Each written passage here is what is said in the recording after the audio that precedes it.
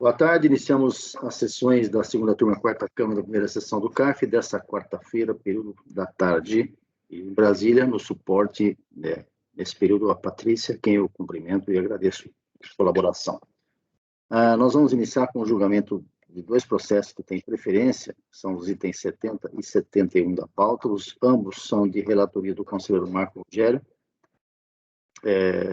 Inicialmente, começando com o item 70, eu peço a Patrícia que traga para a sala a sustentação oral. Doutor Eduardo, por favor, advogado. Ok, presidente, farei a convocação.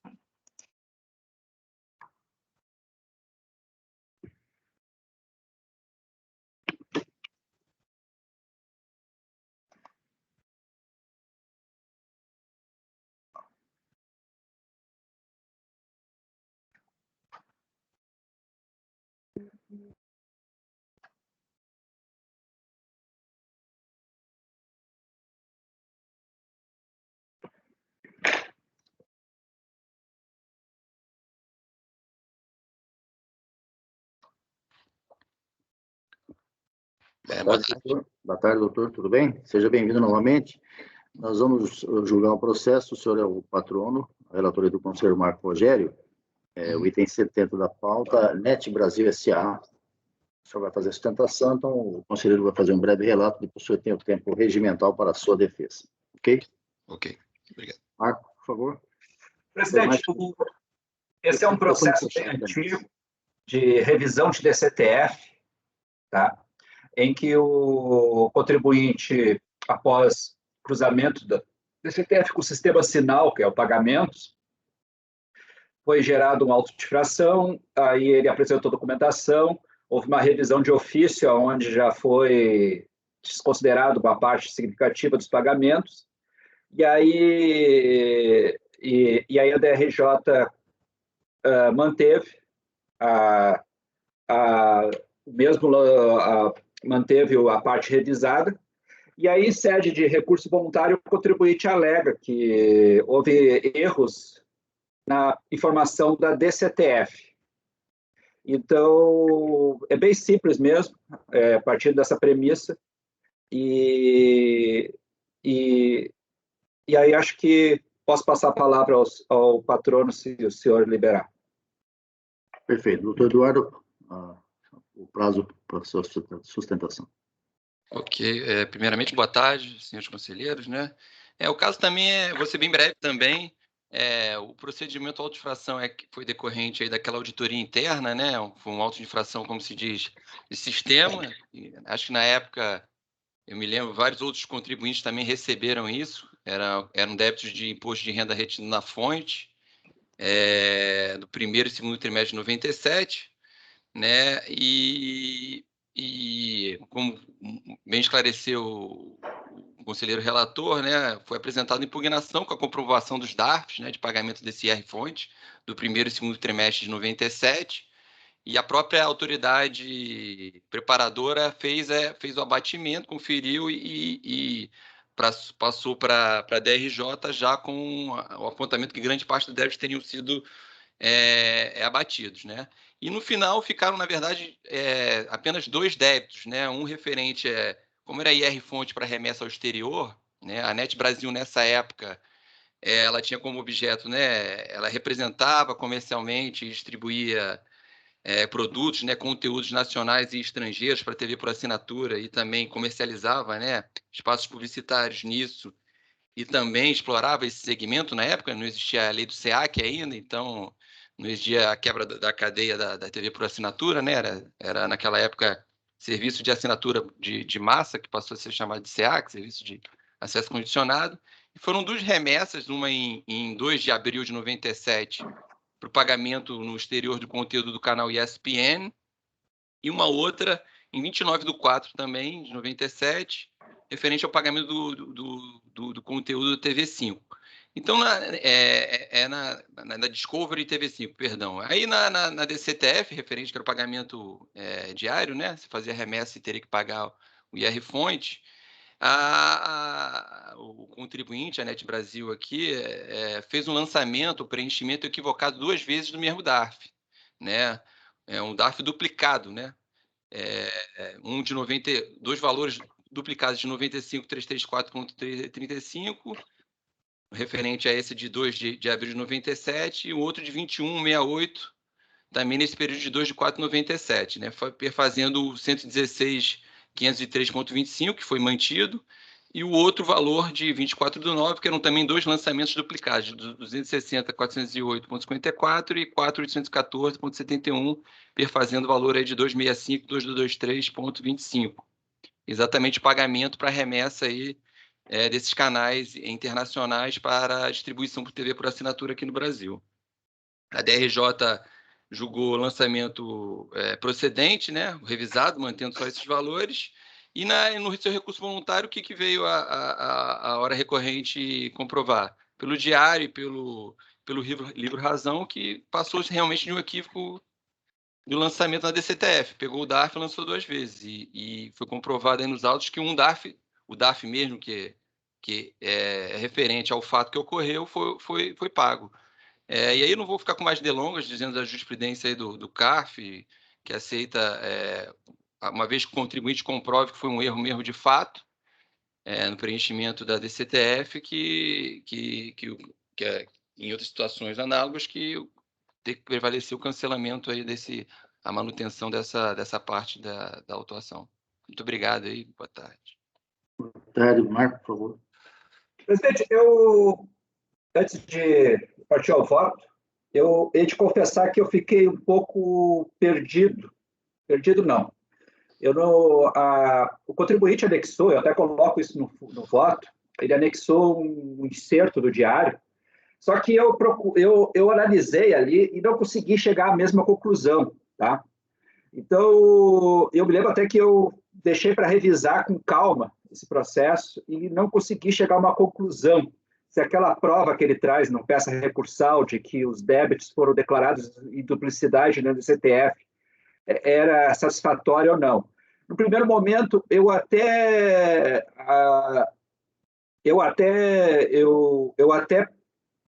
entendi que não era satisfatório. Eu vi vários valores em duplicidade lançados a débito, mas não fica claro, até porque o próprio incerto do diário está meio ilegível, parte.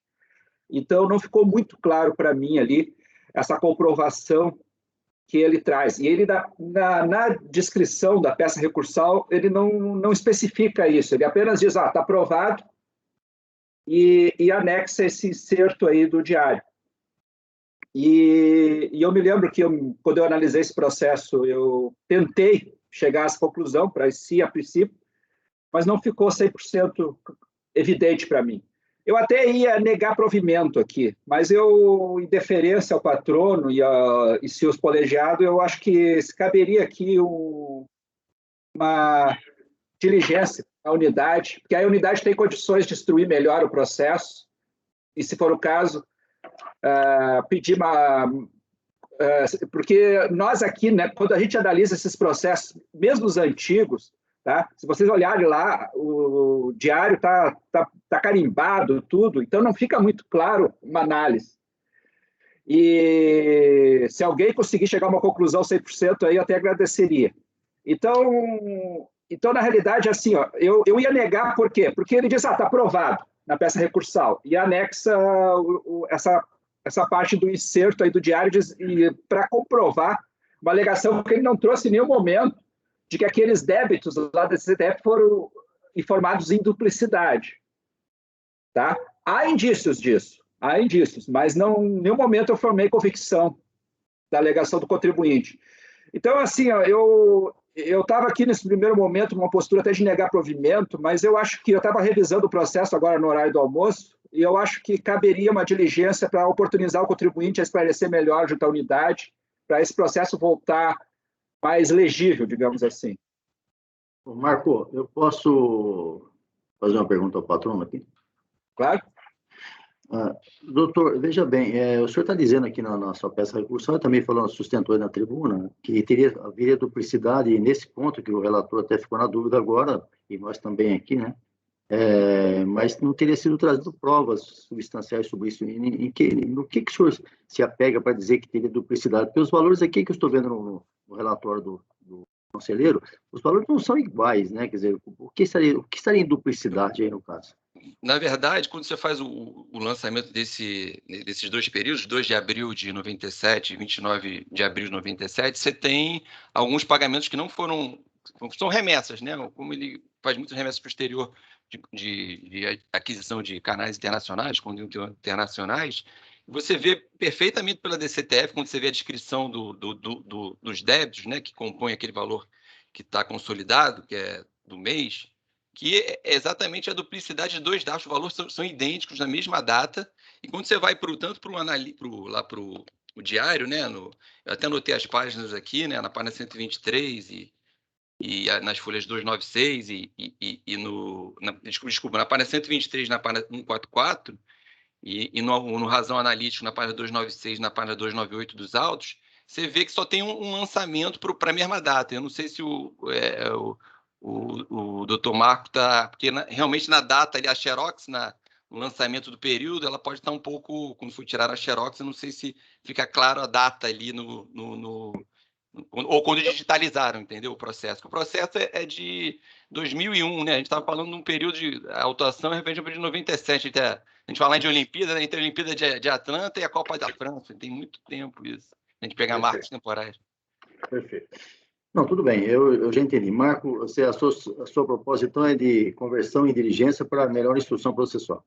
Exatamente, presidente, porque eu não fiquei satisfeito com a comprovação trazida aos autos, mas eu entendo que tem indícios da alegação do contribuinte. Então, para não causar uma injustiça aqui processual, eu acho que, até porque esse é o problema desses processos digitalizados, eu tive dificuldade. E apenas para complementar o que o patrono falou, eu vi alguns lançamentos ali, desses aí, em duplicidade, só que não deu para identificar corretamente o que seriam os lançamentos, tá? Então, não ficou muito legível, não está muito claro para mim ali essa informação.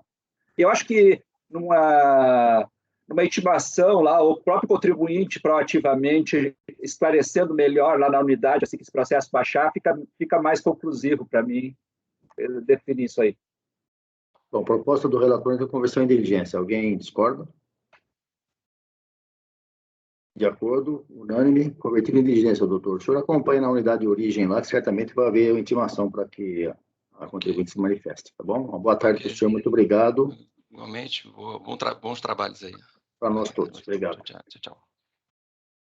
Seguindo o julgamento encerrado, item 70, seguindo item 71, ainda a relatoria do Marco Rogério, contribuinte à concessão ambiental limitada. Vai haver sustentação oral. Doutor Rafael, Patrícia, por favor, traga o patrão na sala.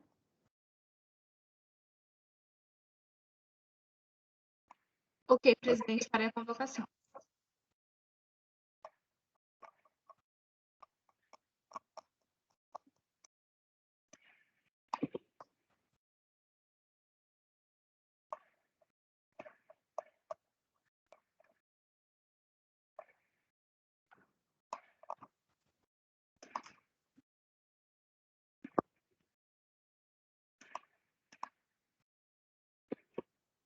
(71), presidente.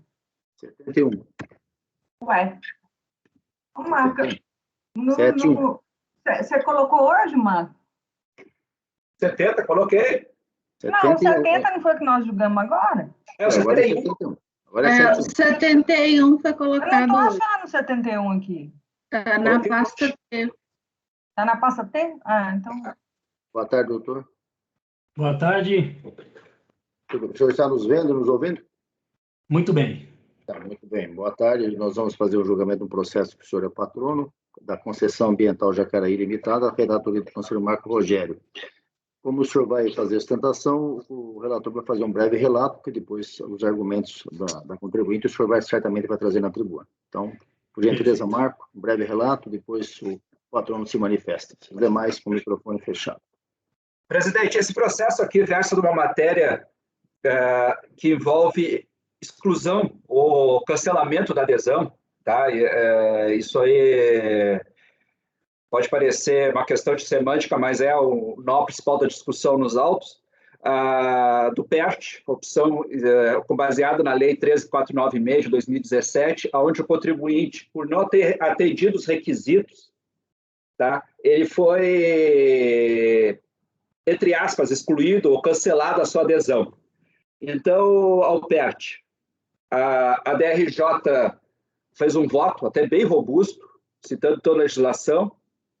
Há uma matéria também aqui que envolve um parcelamento simplificado, onde o contribuinte entrou com mandado de segurança.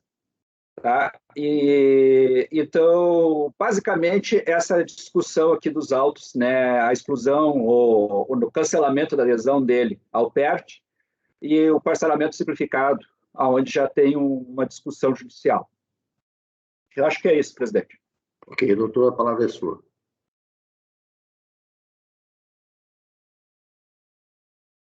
O senhor está com o microfone desligado. Me desculpe, perdão. Muito obrigado. Vou colocar uma apresentação breve aqui.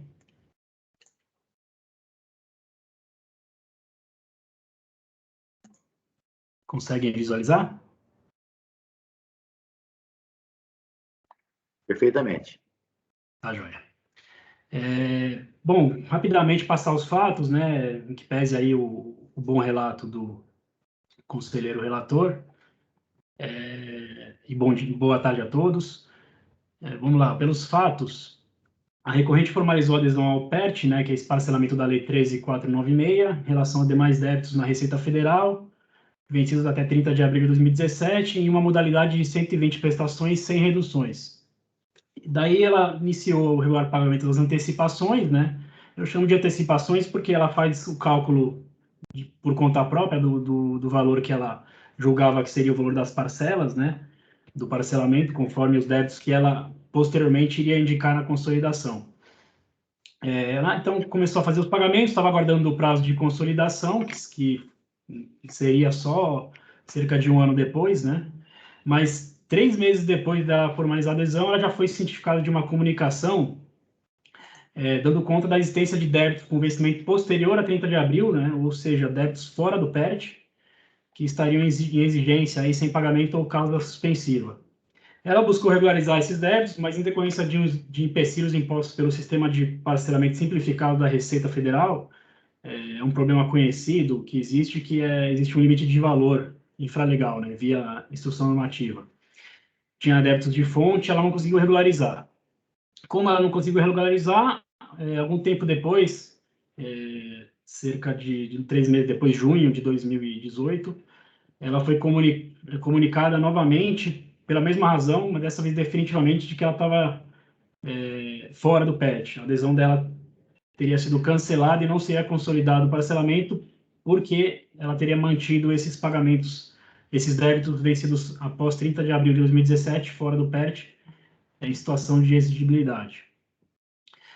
Nesse ponto aqui, só a título de esclarecimento, vale dizer que ela parcelou simplificado os débitos que motivaram a sua comunicação, então logo ela teve uma liminar em grau de segurança, afastando o limite de valor, conforme uma decisão judicial que está nos autos, e um recibo de negociação que mostra que ela aderiu com os débitos ali pouco depois de ser excluída, né? De ser cancelada, na verdade. Por entender legal esse cancelamento da adesão, ela apresentou uma manifestação de conformidade, buscando revalidar sua adesão, e iniciou esse processo que estava em julgamento. A DRJ entendeu pela regularidade do cancelamento da adesão e motivou o recurso voluntário à apreciação pela turma. Uma premissa fundamental, que já foi até mencionada pelo conselheiro relator, é que houve cancelamento do pedido de adesão ao PERT, não exclusão de um parcelamento já deferido. Essa exclusão, ela pressuporia esse já ter sido consolidado. Aqui uma tela do sistema da Receita que mostra que houve um cancelamento de pedido mesmo, não foi uma exclusão de um parcelamento já concretizado. E essa premissa é fundamental porque a lei do PERT não prevê o cancelamento da adesão do PERT por falta de pagamento de débitos fora dele.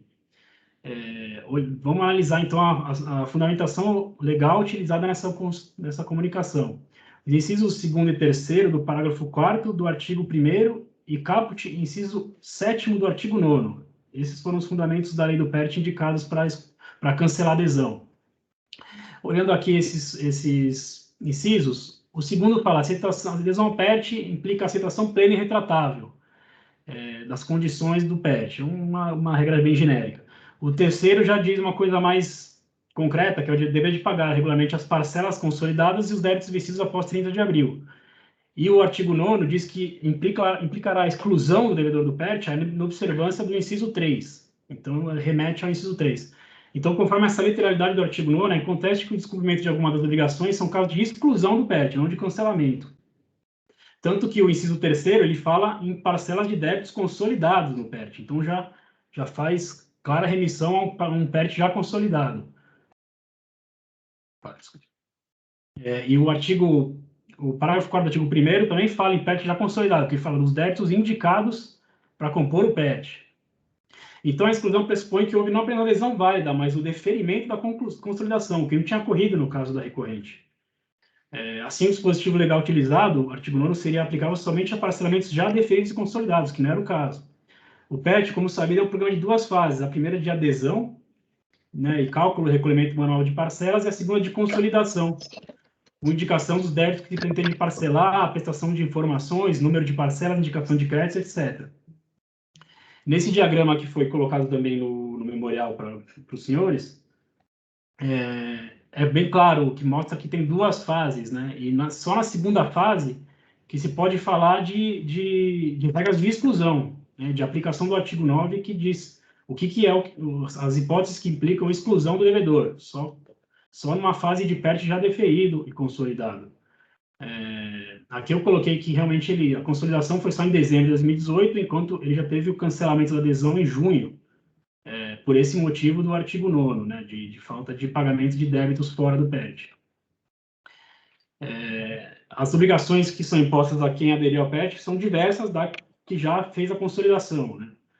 O PERT aderido, mas não consolidado, tem uma fase inicial de aperfeiçoamento, que você ainda não especifica os débitos, né? Não tem um cálculo preciso do valor das prestações. Então, esse primeiro momento, é normal que ele esteja sujeito a regras distintas e menos drásticas, né? Até porque é o contribuinte que faz os próprios cálculos e tal. Mas, então, quais seriam as obrigações de quem fez a adesão? Ele pode ficar sem pagar nada? Claro que não, né? Tem 2 obrigações, que são os parágrafos 1º e 2º do artigo 8º, que diz o artigo 8º, parágrafo 1º, ele deve, enquanto não for consolidada, o sujeito passivo deve calcular e recolher o valor à vista ou o valor equivalente ao montante dos débitos dividido pelo número de prestações pretendidas, que é aquele cálculo manual das parcelas. E a segunda e última obrigação é o pagamento do valor à vista da primeira prestação, que deve ocorrer até o último dia útil do mês do requerimento. Então, a obrigação de fez o requerimento naquele mês já tem que pagar ou à vista ou a primeira prestação. A aplicação desse artigo 8º ao parcelamento não consolidado, né, na primeira fase, é clara por conta dessas expressões, enquanto a dívida não for consolidada e também o deferimento do pedido de adesão. E assim fica fácil de notar que esse parágrafo 8º do artigo 4º da Instrução Normativa 1711, utilizado pelo ato de cancelamento de adesão e também pela decisão do DRJ, ele extrapolou as determinações do PERT, porque ele coloca ali uma obrigação que não estava na lei. Ele coloca até a apresentação das informações e tal, até a consolidação, o contribuinte tem que recolher débitos vencidos após 30 de abril de 2017. Caso contrário, ele vai ter o pedido de adesão cancelado. Essa obrigação aí, ela está indo além do artigo 8º, que fala das únicas 2 obrigações até a consolidação, e aplica obrigações aplicáveis, né, a causas de exclusão de um parcelamento já consolidado.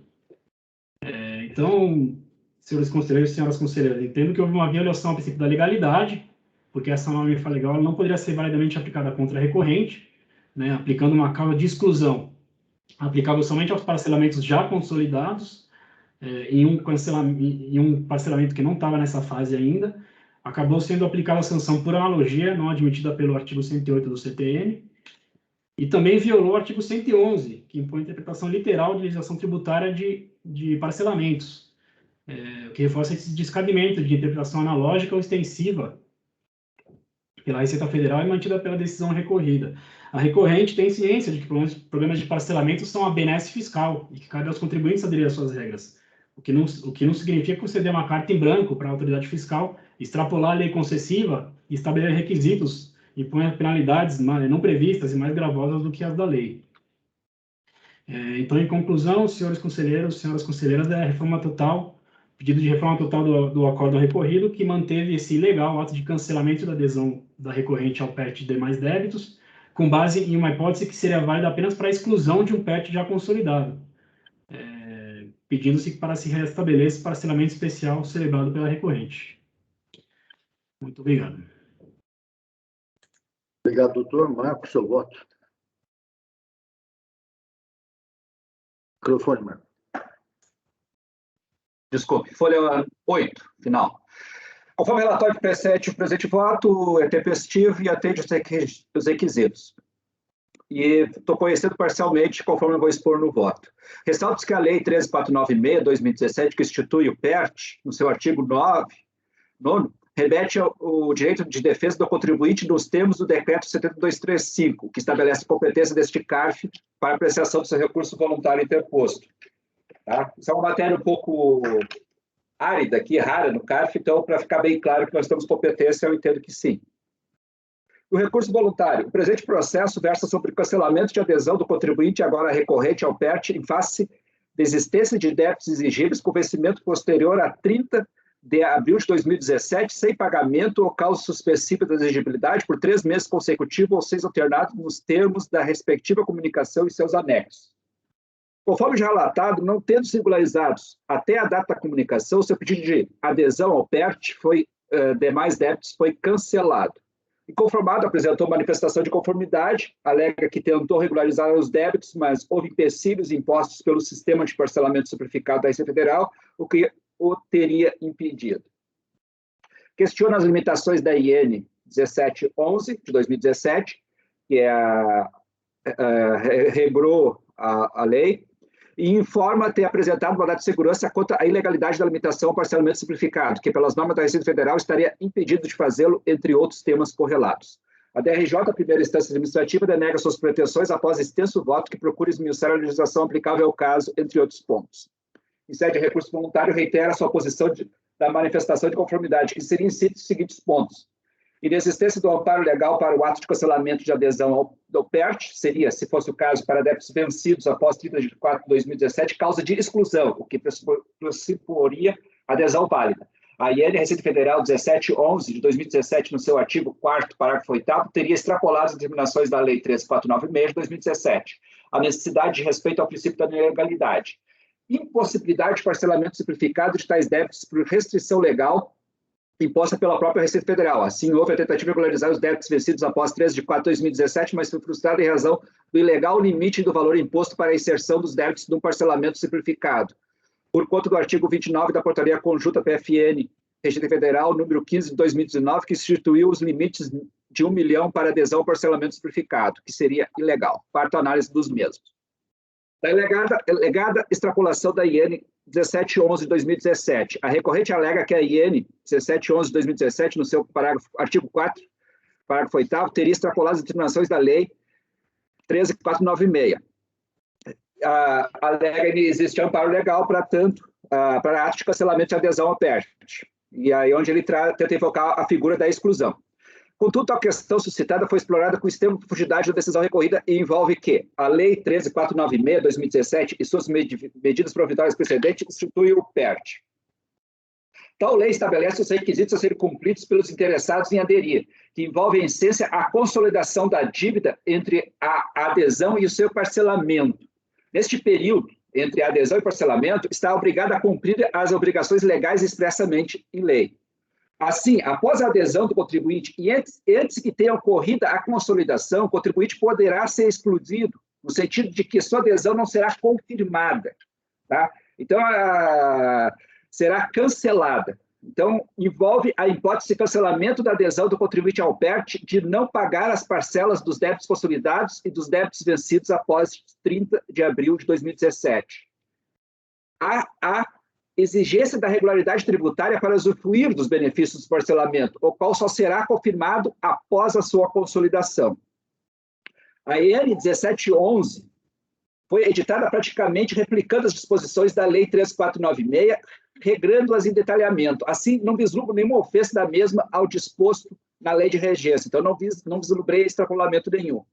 Para maior detalhamento, transcrevo os fundamentos da decisão aos quais aproveito como meus nos presente voto. Aí eu transcrevo a decisão onde ele faz uma análise de toda a legislação aplicável, etc., que aí ele não extrapolou em nenhum momento, Tá? E o que existe, na realidade, é o seguinte, o contribuinte faz adesão, só que até o momento da consolidação, essa adesão é precária.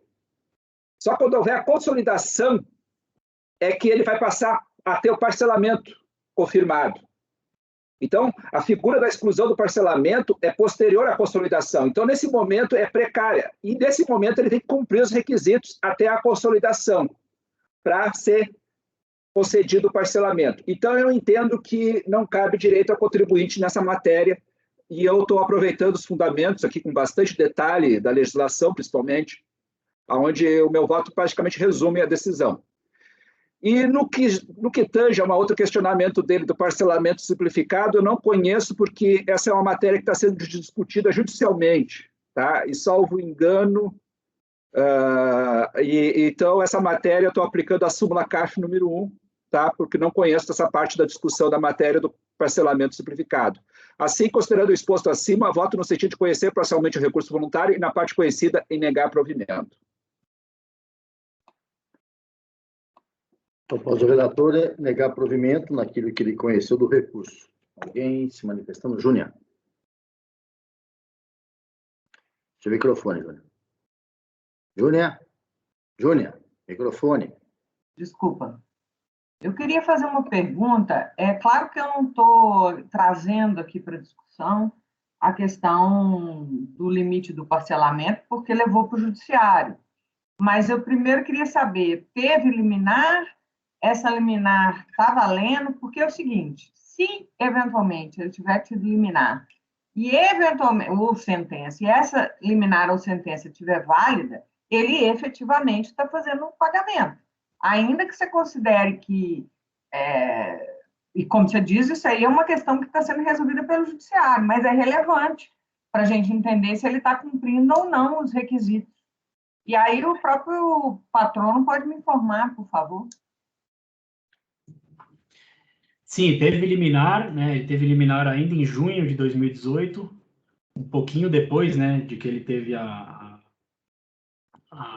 ciência ali da exclusão, do cancelamento da adesão, né, mais tecnicamente, e ele conseguiu eliminar e parcelou. E ele até hoje, a empresa está até hoje recolhendo as antecipações, porque toda essa questão ficou pendente aqui de confirmação pelo CARF, né? Presidente, posso falar, Marcos? Júnior, até onde eu olhei, essa liminar foi cassada na sentença. Sim, não. Ok, Marco. Aí, se ela foi cassada, aí pronto. No final, derruba, porque, entre aspas, ele deveria estar, pelo que eu entendi, se eu estiver errado, você me corrige, por favor. Ele tinha que ter parcelado. Ele não conseguiu parcelar por causa do limite, né? Se estabelecia na instrução normativa. Ele falou, vou entrar com uma ação judicial para derrubar esse limite. Sei lá, enfim, acho que pelo que eu entendi foi isso. Aí vamos dizer que tem obtido a liminar, começou a fazer o pagamento. Então, estava fazendo, ou seja, corrigindo um motivo do cancelamento em razão de uma decisão judicial que assim permitia. Então, o desfecho desse processo é fundamental. E pelo que você está me dizendo, se a liminar não vale mais, né, vamos dizer, acho que seria até irrelevante que você entrar na discussão se é cancelamento, enfim. Essa é uma segunda fase, né? Acho que, em primeiro lugar, a gente precisa ver se ele está cumprindo ou não está cumprindo com os requisitos. Ele mesmo reconhece que ele deveria ter, ao menos, parcelado este débito, e tanto assim que entrou com uma ação para parcelar. Se a autorização que só existia na ação não existe mais, isso, para mim, é decisivo. Eu posso dar uma... presidente, se eu não importar, a gente pode dar uma olhada aqui na ação. Sim, dá uma olhada. Agora, quanto tempo tem isso?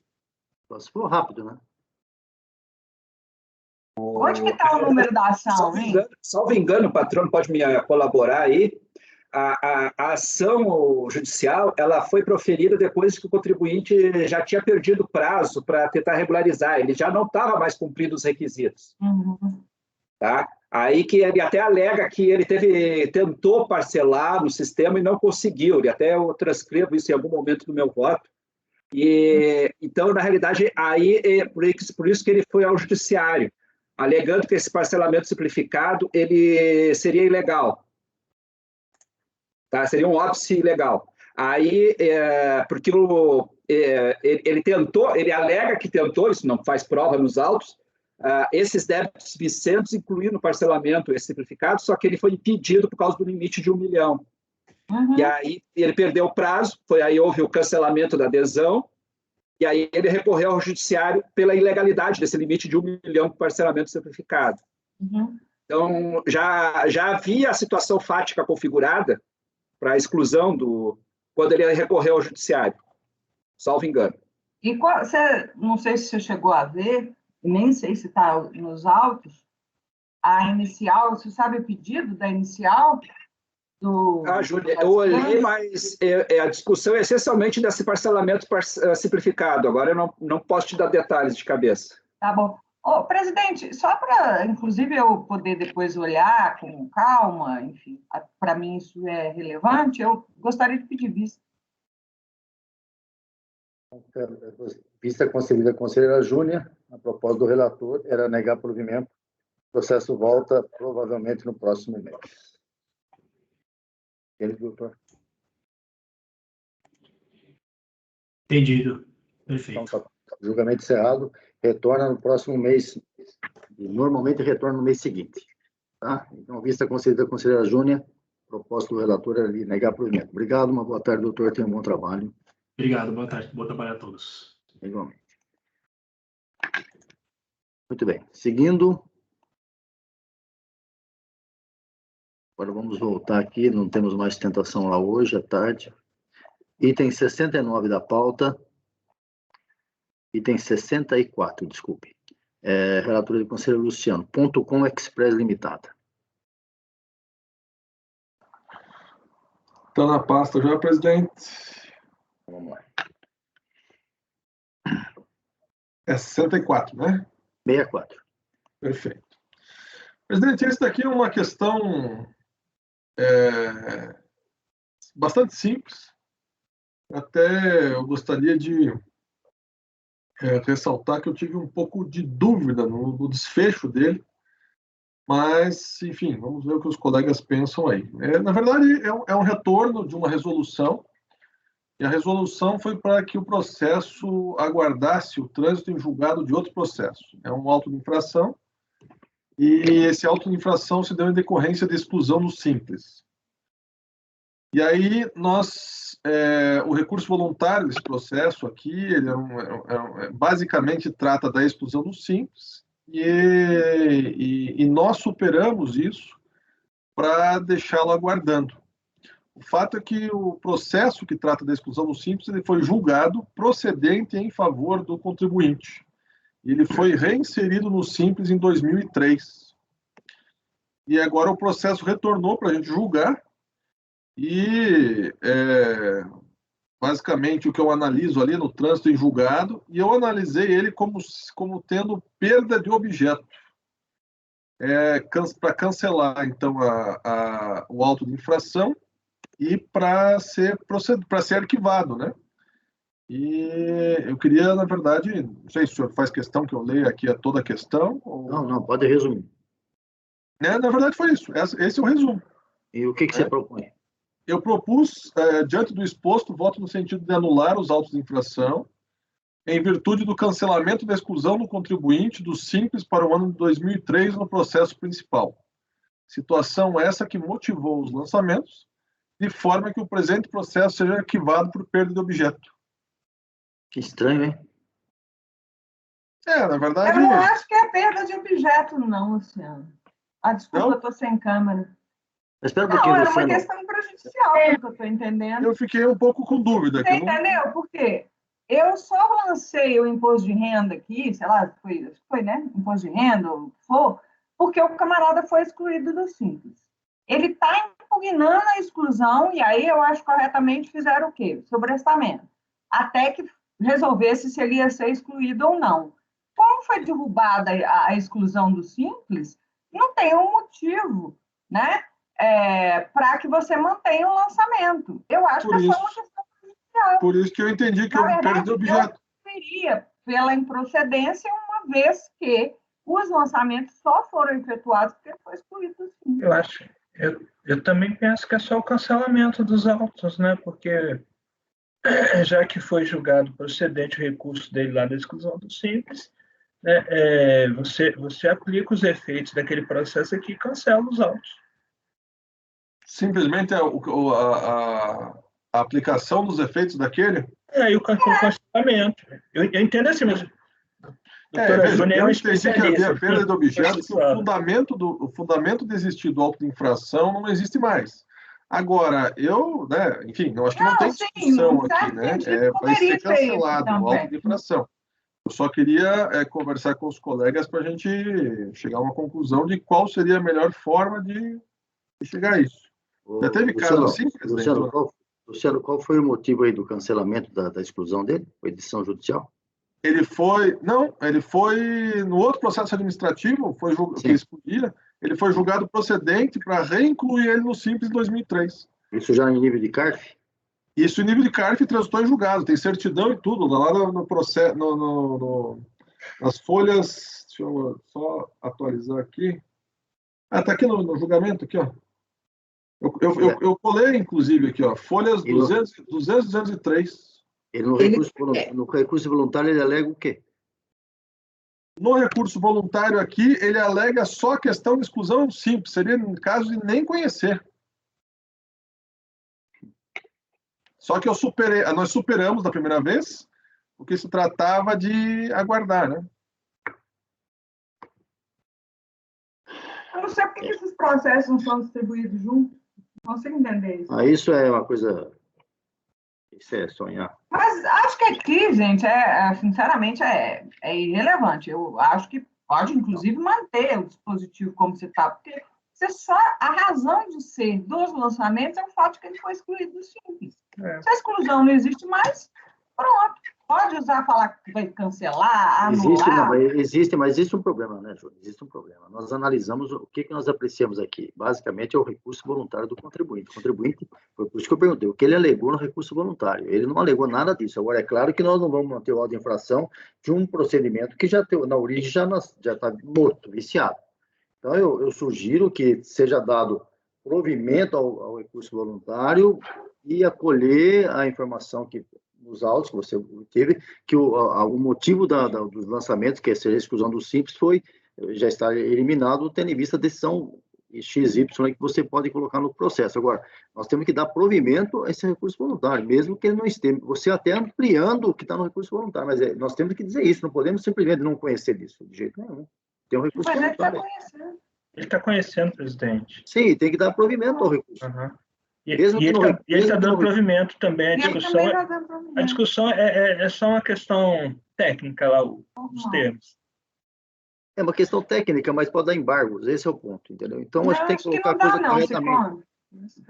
Presidente, não fica prejudicada a análise do recurso, tendo em vista que ele perdeu o objeto? Foi isso que eu entendeu? Eu entendo que não. O fundamento que tinha... que a coisa não é pacífica, né? Aqui tá. O fundamento da existência do auto de infração, ele deixou de existir. Isso. E aí, automaticamente, não tem mais um motivo para que se questione a questão. Mas é uma prejudicial de mérito, né? Não é uma... Isso não é automático, não, senhor. Conhecer, você vai conhecer. Porque ele preenche os requisitos. A questão da exclusão era prejudicial. Você já conheceu e sobrestou, né? Isso. Exatamente. Então, agora é uma prejudicial de mérito, entendeu? Assim, e aí o teu item 15 aqui da proteção está perfeito. Olha, você está dizendo, olha, ele foi reintroduzido no Simples Nacional e, consequentemente, a anulação do auto de infração. Sim. A única parte que talvez tenha que dar uma buriladinha, assim, talvez, para esse dilantismo aqui processual que a gente está discutindo, é a questão da conclusão ali, sabe? Eu acho que é depois do provimento para anular o auto de infração. Ponto. Sim. Mas simples, eu acho que é mais simples que a gente pensa nesse caso. Não vejo problema nem... O teu parágrafo 15 ali, ele resume todo o processo. Né? Eu não concordo em absoluto com todos os argumentos, mas não me oponho também em mudar, porque, enfim, não adianta ficarmos chutando o cachorro morto, né? Mas, assim, Luciano, só para a gente, se quiser, assim, na questão processual, A prejudicial de mérito, o que é? Ele foi reintroduzido ao simples, então ele não está sujeito à apuração do lucro real. Então, o lançamento ele cai. Então, qualquer outra argumentação de mérito que ele fez, ela está prejudicada. Tá, então, como que você sugere que a gente poderia colocar aqui? Não, só na conclusão, cara. Eu acho que o teu parágrafo 15 ali, que tu identificou na tua decisão aqui, está perfeito, ele resume o processo. Então, só na conclusão, assim, a minha sugestão, né, humildemente, é disposto, né, voto de dar provimento e anular a auto-infração. Pronto. É isso mesmo, é só isso. Sem entrar muito em detalhes, é isso mesmo. Pode encerrar o assunto, porque tem que dar provimento ao recurso, mesmo que ele não tenha alegado isso, porque, na verdade, você avançou e corretamente, porque não tem mais sentido isso aí. Mas existe um recurso voluntário, você tem que se reportar a ele, com certeza. Então, dá provimento e cancela os lançamentos, tá bom assim, Luciano? Diante do exposto, voto no sentido de dar provimento ao recurso voluntário, cancelando de forma a anular os autos de infração? Cancelar os lançamentos. Cancelar os lançamentos, de forma a cancelar os lançamentos. É isso aí. Presidente, posso... bom, não, é só porque eu queria pegar uma água, estou numa sede tremenda hoje. Bom, sim, eu já vou votar. Pode, todos de acordo com essa posição final aí? Então, julgamento encerrado. Vai lá, Júnior, não vou nem pedir intervalo, porque vamos avançar aqui. O próximo processo, Luciano, é seu também. Não, desculpa, acho que é do Marco, deixa eu ver aqui.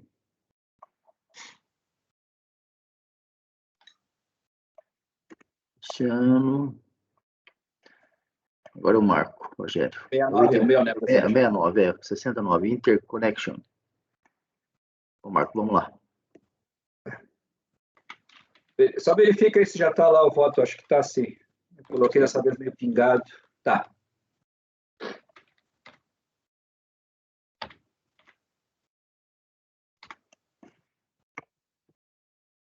Eu vou lá direto para o voto, presidente.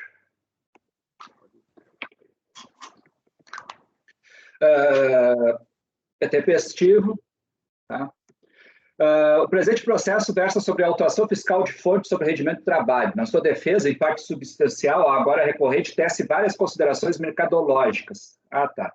Tentando justificar suas precárias condições financeiras pouco inerentes ao mérito da discussão dos autos. Em nenhum momento contesta a dívida imputada. Em essência e de relevante, procura replicar no presente processo um alegado pedido de recuperação judicial com base na Lei 11.101 de 2005.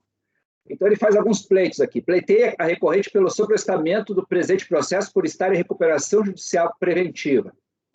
Contudo, conforme disposto no artigo 52 da Lei 11.101, para que seja suspenso o presente processo até posterior decisão ou determinação em contrário daquele juízo, por onde tramita a recuperação judicial, cumpre destacar que os enunciados normativos da referida regra dirigidas às ações judiciais movidas em face do devedor, não trazendo interferência em relação ao processo administrativo fiscal. Então, eu entendo que aquela lei lá, eu transcrevo o artigo 52, ela só envolve questões judiciais.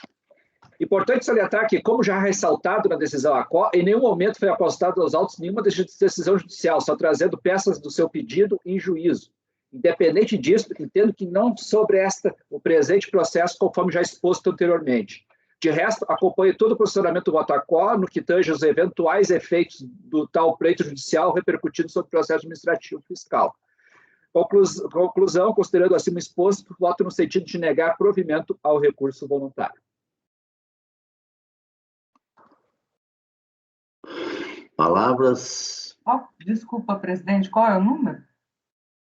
69. 69, tá, desculpa. Isso. Pode olhar aí. É porque eu cheguei... Ele está cursando a questão da recuperação judicial para esse aspecto aí. Não é nem ação, nem execução do processo administrativo. Ele só pede sobrestamento no recurso? Ele faz um longo dissertação sobre mercado, que perdeu clientes, etc. Só que a única coisa pontual que ele pede é que ele está em recuperação judicial por conta disso e pede sobrestamento do processo até ser transitado aquele processo lá. Mas ele só coloca a inicial lá e não fica claro em que momento está. E eu acho que nem caberia olhar, nem olhei, porque eu entendo que não, o fato de ele estar em recuperação judicial, e com pleito de recuperação judicial, não interfere em nada a discussão administrativa aqui. Não tem nenhum dispositivo sobre isso? Ninguém se lembra aqui? Sobre algum dispositivo específico que trata sobre isso? Não, ele não pode sobrestar. A recuperação judicial é uma discussão depois em fase de execução, liquidação ou cobrança lá na esfera judicial, Luciano. Aqui não, eu sei, sim. Eu só estou perguntando se tem algum dispositivo que alguém lembra. Não, é isso que eu estou tentando lembrar, mas não tem, não. No PAF, acho que não tem, não. Não, no PAF não tem. Ok. E o contribuinte de recuperação judicial é um contribuinte como qualquer outro, não tem mudança nenhuma. Não dá nada. É só na execução mesmo. Encerrado, unânime, negado o provimento. Seguindo, item 74, Luciana, sua relatoria comercial intercontinental de produtos limitada. Perfeito. Esse aqui é bem tranquilo, presidente também. Deixa eu só me lembrar aqui qual que é a questão. É 64? Não, né? 74. Tô parecendo aquela velhinha na Praça da Alegria. Tá mesmo. Não tô? Tá mesmo. Tá mesmo. Vamos lá. Sim, me lembrei isso aqui. Isso aqui é um caso de auto de infração em que o sujeito é uma distribuidora de bebidas e aí a autoridade fiscal ela fez a comparação dos valores pagos, recolhidos e declarados com o controle do ICMS.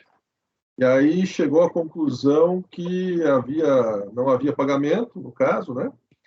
E, inclusive, esse é um auto de infração de PIS, mas ele decorre de uma fiscalização do IRPJ e também as mesmas provas do IRPJ. Daí ele se encaixa no artigo 2º, inclusive tem até uma resolução no processo que transfere a competência da terceira turma, que foi julgada na terceira turma, transferindo a competência para a gente. Eu conferi, efetivamente, ocorre isso. A única coisa que ele alega é cerceamento de defesa, tanto na impugnação como no recurso voluntário, e só que com enfoques diferentes. Eu vou direto ao voto para a gente facilitar aqui. Tá? Bom, ele é tempestivo e também atende os demais requisitos de admissibilidade, portanto, conheço. Item 5, parágrafo 13, cerceamento de defesa. Assim como na impugnação, o único argumento apresentado pelo recorrente em seu recurso foi de que teria havido cerceamento de defesa. Contudo, na peça impugnatória, alega que a origem do cerceamento seria a falta de acesso ou de entrega do, abre aspas, demonstrativo de situação fiscal apurada, fecha aspas, constante à folha 15 dos autos. A DRJ abordou e refutou tal argumento, pois referido demonstrativo foi entregue junto com o auto de infração, nos termos da ciência à folha 6. Como consignado as folhas 114 e 115 da decisão da DRJ. Transcrevi aqui. No recurso voluntário, a recorrente mantém o argumento de defesa, mas muda o enfoque. Alega que o cerceamento de defesa teria ocorrido porque intimado, em 1/3/2007, a apresentar a DCTF em 10 dias, a autoridade fiscal não aguardou o término do prazo para lavrar o termo de encerramento da fiscalização. Ainda que o enfoque tenha sido alterado, o que poderia recair na preclusão prevista no artigo 17 do Decreto 70.235/72, por se tratar de matéria de ordem pública, cerceamento de defesa, passa-se a analisá-lo. Em análise aos autos, constata-se que a intimação de folha 93, a qual informa que o contribuinte deve apresentar DCTF do terceiro e quarto trimestre de 2003, não foi a primeira delas. A folha 80, a outra intimação, o termo de reintimação fiscal número 0002, anterior, mais especificamente entregue ao requerente em 03/4/2006. Portanto, quase 11 meses antes da segunda intimação, AR folha 81, que exigia o mesmo documento. Aí eu transcrevi aqui. Contando as intimações para a prestação de esclarecimentos, foram 9 ao total. Folhas 76, 78, 80, 82, 84, 86, 89, 91 e 93. Sendo que o contribuinte se limitou a afirmar que sua documentação estava em posse do fisco estadual. Quando entregou documentos, foram poucas notas fiscais e faturas, esparsas e sem indicação de sua vinculação com o saldo em conta corrente. Tal afirmação é feita pela autoridade no TVF, folha 14.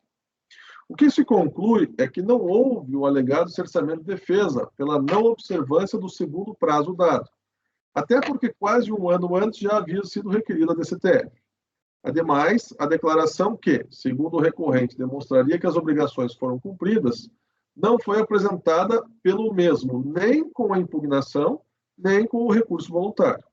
Ressalte-se que em nenhum momento processual houve restrição à entrega de documentos, sendo, inclusive, em muitos casos, aceita tal entrega até o momento recursal, com base no princípio da verdade material, como feito diversas vezes por essa turma. Assim, não deve o argumento ser acolhido. Diante do exposto, voto no sentido de conhecer o recurso voluntário para, no mérito, negar-lhe provimento, de forma a manter a decisão da DRJ pelos fundamentos expostos.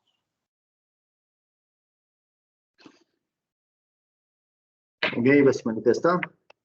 Ninguém? Bárbara e Mauritânia, querem dizer alguma coisa? Eu estou esperando a luz que vem da série de vocês. Eu quero fazer uma pergunta. Passa. Se ele é decorrente, reflexo, não teria que constar aqui a decisão do IRPJ? Vamos lá, Luciano. Está perguntando para você. Olha, não fiz essa análise, Bárbara. Mauritânia, nossa. Eu acho que reflete direto aqui. Você tem que reproduzir, teria que reproduzir a decisão do principal, né? Mas por qual motivo você acha que eu precisaria fazer isso? Porque ele é baseado em provas, tá? Ele é baseado nas mesmas provas. Mas se não for decorrente do IRPJ, a competência não é nossa. Agora, se ele for decorrente, se ele for reflexo, a competência é nossa. Na verdade, ele se baseia não na decorrência do RPJ, mas nas mesmas bases, como prevê o artigo 2º. Eu até conferi isso, mas não abordei porque eu achei que não ia ter questão. É aquele negócio, né? A gente acha que não vai ter discussão e sempre acontece uma coisa, acontece. Né? Agora, veja, ele tem, inclusive, no TVF essa explicação. Não consta nada relativo à decisão do IRPJ, do auto de infração do IRPJ. Mas, eventualmente, se vocês entenderem, a gente pode discutir aqui se é ou não o caso. Luciano, acho que seria interessante, até porque agora que eu estou hoje lerda pra caramba. Mas, enfim, agora que eu estou vendo aqui, inclusive esse processo foi para a 3ª sessão. Né? Então, se ele veio para cá, de duas uma. Ou ele é reflexo de RPJ, né? Ou a decisão da 3ª sessão estava errada. Sim. Então, a observação da Bárbara, desculpa, da Mauritânia, eu acho que ela é essencial mesmo. Até para saber se a decisão que remeteu o processo para cá está correta. Né? Olha, qual que foi o fundamento que eu adotei, Júlia? O fundamento que eu adotei para entender que seria nossa competência foi no próprio artigo 2º lá da portaria, né? Cadê aqui? Do RICARF. Você não chegou a transcrever, mas é porque está aqui, resolução. O processo foi distribuído para a primeira turma ordinária da 2ª Câmara da 3ª Sessão. Conselheiros desta turma, ou seja, lá na 3ª sessão, entenderam, que a competência não seria deles, mas da primeira, e eles devem ter motivado isso em alguma coisa. Com o artigo 2º. Provavelmente no fato de que é decorrente do IR, né? Porque, do contrário, a gente não tinha que estar julgando PIS. Na verdade, foi o seguinte, eu não tinha finalizado ainda. Olha só, vamos colocar agora em a situação aqui claramente. O fundamento deles, com base no artigo 2º, no anexo 2. Espera aí, deixa eu dar uma olhadinha aqui só. Achar o artigo 2º aqui. Aqui, ó. E eles citam isso, inclusive, está lá. Né? A primeira seção cabe processar e julgar recursos de ofício e voluntário de decisão de primeira instância que verse sobre a aplicação da legislação relativa a imposto de renda e tal. Aí, o inciso 4, é o inciso 4. CSLL, IRRF, contribuição para o PIS/PASEP ou contribuição para o financiamento da Seguridade Social, imposto sobre produtos industrializados, contribuição previdenciária sobre a receita bruta, quando reflexos do IRPJ formalizados com base nos mesmos elementos de prova. Tá? A primeira parte matou a charada. Isso. Quando Isso. Aí, olha só, aí eu fui procurar no TVR, eu fui procurar no processo se a gente conseguia fundamentar isso. No TVF, está lá na parte inicial, e isso consta, acho que até inclusive na resolução. Deixa eu abrir aqui a resolução. Resolução está no... Deixa eu achar, eu já informo a página para vocês. DRJ. Página 134. Isso. Deixa eu ver se eles colocaram. Colocaram um parágrafo só. Eles colocaram só as folhas, 13 e 14, que é que está o TVF. E daí eu procurei aqui e, efetivamente, achei aqui, ó, no primeiro parágrafo do TVF está assim.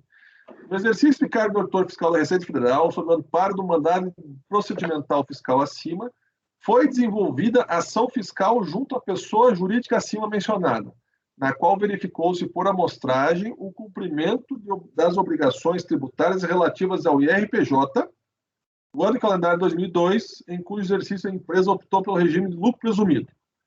Aí, no final do TVF, lá na folha 14, consta o seguinte: cabe registrar, no penúltimo parágrafo, cabe registrar que durante a ação fiscal constatou-se ainda a insuficiência de recolhimento do IRPJ, da CSLL, do PIS e da COFINS, caracterizada pela divergência entre os valores devidos calculados sobre a receita escriturada nos livros contábeis e fiscais, cópias anexas e os valores pagos declarados no ano 2002. As diferenças apuradas, conforme consta demonstrativo de situação fiscal apurada, anexo, foram também objeto das competentes autuações. Veja, foi em virtude disso que eu não entendi que a gente precisava transcrever... Mas se você lê o parágrafo acima, sobre a receita omitida... Sobre a receita omitida, cabe ainda a incidência das contribuições devidas ao PIS e ao COFINS e CSLL, sob forma de autos de infração reflexo, por fundarem-se na mesma base de cálculo e os mesmos elementos de prova. Eu acho que foi com base nesse parágrafo aí que eles entenderam que isso era reflexo. Exato. Na verdade, o que acontece aqui, Luciano? Esse processo veio para cá, o problema é esse, é uma questão de competência. É fundamental você dizer que ele é reflexo, porque a gente só tem essa competência em razão dele ser reflexo, entendeu? Senão, no contrário, mesmo que o processo é ridículo, etc. Posso fazer constar. Luciano, é o seguinte, geralmente esses autos de infração da Receita, em muitos casos, né? Há o imposto de renda e omissão da Receita e vem o reflexo de contribuição social, PIS e COFINS. Isso é comum na Receita. Uhum. Nesse caso, e a competência é nossa em função do principal, que é o do imposto de renda. É o que eles estão dizendo exatamente isso. E se as razões de decidir desse processo que você está julgando aí, PIS, são as mesmas do imposto de renda, já não bastasse estar como reflexo lá, é totalmente reflexo. Você deve constar isso sim, independentemente até dos argumentos aí que você trouxe na sua decisão. É isso que eu vocês chegaram a ler a resolução que eu coloquei ali? No item 3? Deixa eu ver. O processo foi distribuído para a primeira turma ordinária da segunda Câmara da terceira sessão do julgamento. Parágrafo 9. Os conselheiros desta turma entenderam, entretanto, que a competência não seria deles, mas sim da primeira sessão do julgamento. Porque seria reflexo, né, Luciano? Ele é reflexo. Por causa disso que eles entenderam assim, exatamente. Isso, como se observa no TVF, a fiscalização é direcionada às obrigações relativas ao RPJ. Ao final do termo, há ainda a concessão que o lançamento para exigência do RPJ forneceu elementos de prova e mesmo a base de cálculo dos demais tributos, dentre eles o PIS, com base no artigo 2º. Eu tinha colocado. Não, tudo bem, Luciano. Veja bem, a rigor... Desculpa. Agora, esse processo ele jamais deveria estar sendo julgado de forma independente, né? Nunca, jamais. Deveria estar junto. É exatamente isso. Então, Não, mas assim, nós já tivemos casos semelhantes, acho que desde a primeira sessão que eu participo, de que... Foi um engano, aí devia estar junto. situações que a gente nem tem que entrar no mérito. Isso, não precisa nem entrar no mérito. Já teve o julgamento de R, foi o julgamento de R considerado improcedente, certo? Não sei, eu não vi isso. Mas deveria ter visto. Né? Isso é importante, porque se já tiver tido julgamento do processo de R, sim, se não tiver, a gente tem que um de cada vez, gente. Presidente. Entendeu? Porque ele só vem por arrastamento da competência por causa do julgamento do processo de R. Sim, mas isso está no regulamento. E veja, a questão é a seguinte, sim, agora eu entendi, se eventualmente o IR for julgado improcedente, aí vai dar problema, né? Exato. Bom, presidente, podia dar uma vista em mesa, a minha sugestão é vista em mesa desse processo. Eu acho melhor. A gente dá uma olhada no processo de IR. Vista em mesa. Pode, Marco. Claro. Enquanto vocês discutiam, eu estava olhando. Esse processo aí, ele foi formalizado em 4 processos, tá? Os outros 3, tá? De COFINS, IRPJ e CCLL, já foram julgados, já estão na PFN. Eu estou com os números dos processos aqui. Então pronto, é só aplicar. Mas espera um pouquinho, calma, gente. Está julgado pronto, não é bem assim. O problema é que está pronto, nós já discutimos, até o Luciano já negou o provimento, o processo estaria encerrado. O problema eu quero saber o seguinte, isso aí é reflexo ou não é reflexo? Esse é o ponto. É reflexo. É reflexo. Até então, porque a autuação de RPJ foram passivo fictício, notas fiscais, teve várias matérias. É claro, se não fosse reflexo, não poderia ser conhecido nessa turma. Exatamente. Então, porque foram formalizados 4 processos de independência, foi feito errado. Na verdade, tem até uma orientação na Receita para a fiscalização para fazer tudo junto. Deveria estar junto. Não está, mas o Conce acho que não precisa nem de vista em mesa, Evandro. Você acha que há necessidade, Evandro, de vista em mesa disso ainda? Não. Só vou citar aqui, os processos. Luciano, eu até tenho um modelo, se você quiser. Gente, um de cada vez. Nós estamos falando todo mundo ao mesmo tempo, gente, por gentileza, senão a gente não dá para se entender aqui, fica difícil, né? Presidente, se o Marco já conseguiu olhar o processo de RPJ, aí não é necessário, não sei. Eu entendo desnecessário. O Marco acabou de dizer que citou até a origem das infrações, são todas iguais, omissão de receita. É isso, Marco? O processo aqui, Luciano, ele já está até na PFN, teve acordo do CARF já. Você passa os números, mano? 10.380. Só importa o do IRPJ, Eugênio. Só o IRPJ que é relevante, Marco. Você sabe, consegue ver? Eu estou passando. Vai. 10.380, 002, 299, /2007-48. Se tu procurar lá no Acordos, tu vai encontrar a decisão, e é a última, não teve mais. Tá bom.